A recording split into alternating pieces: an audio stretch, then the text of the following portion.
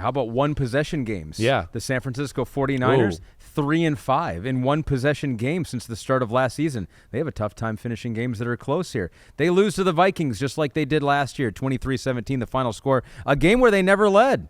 They were down 10-0 in the second. Made it closer at the end with a Jake Moody field goal. But Vikings, in a weird way, like just stepped on their throats from the get-go. They kind of got their number. O'Connell, I said this to Florio on Thursday in the Pick Spot. I know you've heard me say it before. O'Connell and B. Flo can match wits with a guy like Shanahan, right? And Sorensen, the defensive coordinator, whoever's on that side of the ball. But that combo in Minnesota, Brian Flores and Kevin O'Connell, I will put up against any offense and defensive coordinator combo in the game. It is as good as it gets. And Flores gives Shanahan fits. Again, the stats are okay by the 49ers, but the problem is it's 2 for 10 on fourth down. It's, we caused a few turnovers on the day. We caused a fumble because we stress your protections with all the crazy stuff we do up front.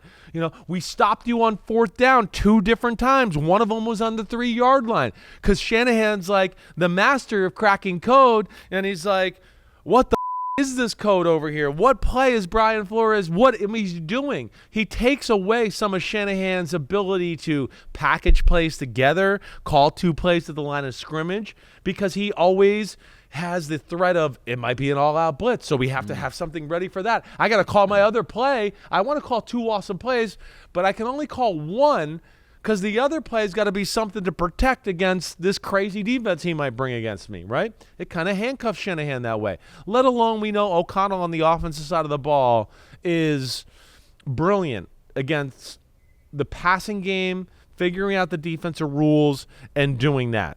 But to get the stop, where the game was won to get the stop on 4th and 1, right?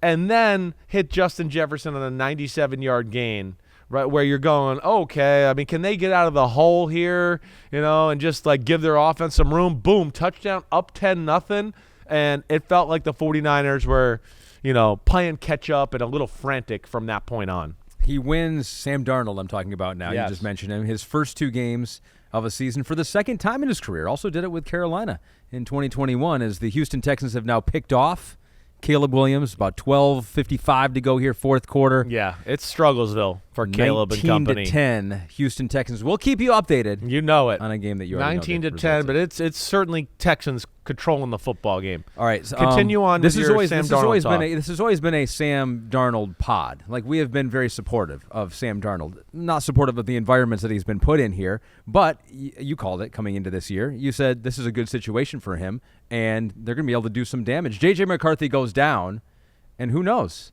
J.J. McCarthy was a rookie. Maybe this offense in year one, this year, 2024, better with Sam Darnold anyway. I don't think that's a crazy thing to say. It's not an indictment on J.J. McCarthy. It's just it's a guy that's talented, who's been around the NFL and had more experience and knows how to play in certain situations, got a better feel for how defenses disguise things, all of that. So I don't think you're wrong with that. And I'm loving watching this. This is what you and I defend sometimes with these quarterbacks. It's not always the quarterback, right? Sometimes it's just a bad situation. Look, he's finally in a situation, and here he is in 2 games. He's like, damn, who's played better in the first 2 games than Sam Darnold and what he's done? So he's been special that way. I know he threw an interception today. Fred Warner made an incredible play to get it. Fred Warner, too, I just got to say, is definitely one of the best defensive players in football. We can add him with Hutchinson or T.J. Watt as well, because it's incredible the first 2 weeks, all that he's done. But, yeah, Darnold understands the offense. You could tell he's very comfortable. And O'Connell's a quarterback guru. He is. But Vikings blocked a punt to go up 3-0. Defense makes the 4th down stop. Boom, 97-yard bomb, right? A little bit of everything. They strip sacked Brock Purdy. They got an interception on Brock Purdy. They made another 4th down stop around midfield that led to a field goal for them. So good team win, I think, is the ultimate thing there. And the Vikings are playoff caliber. They're playoff caliber.